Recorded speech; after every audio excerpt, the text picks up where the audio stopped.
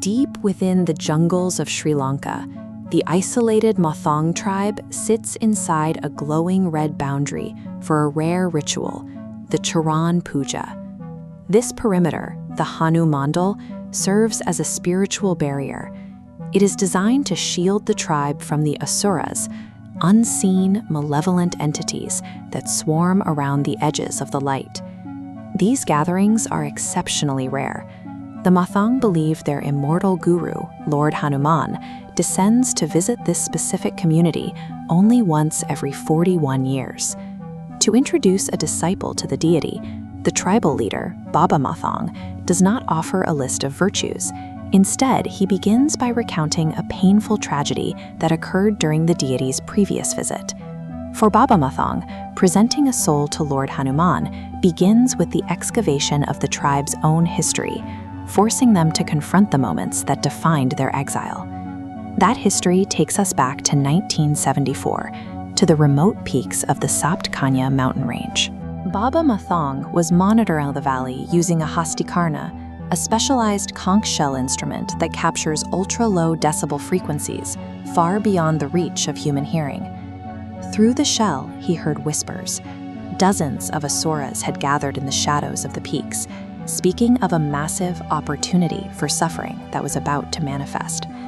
These entities were sensing the impending collision of fate, gathering at the impact zone before the physical tragedy even occurred. The whispers were answered by a sudden, violent impact. A massive airplane, a Vimana, slammed into the mountainside and transformed into a mountain-sized fireball.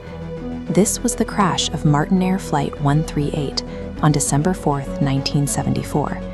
It claimed the lives of 191 people, Indonesian pilgrims traveling toward Mecca.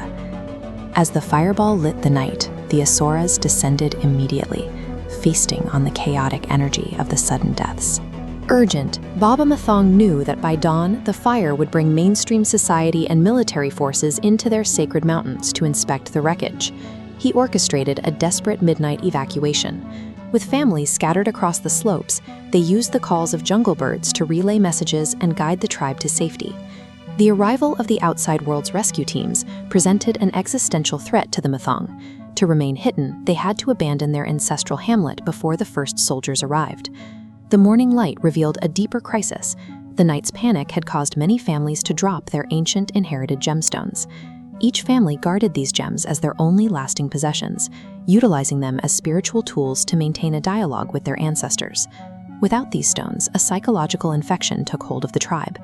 Instead of moving forward, the members spent their days scouring the dirt, obsessed with recovering the lost physical objects. Their behavior began to mimic the very materialism they had always avoided in outsider society.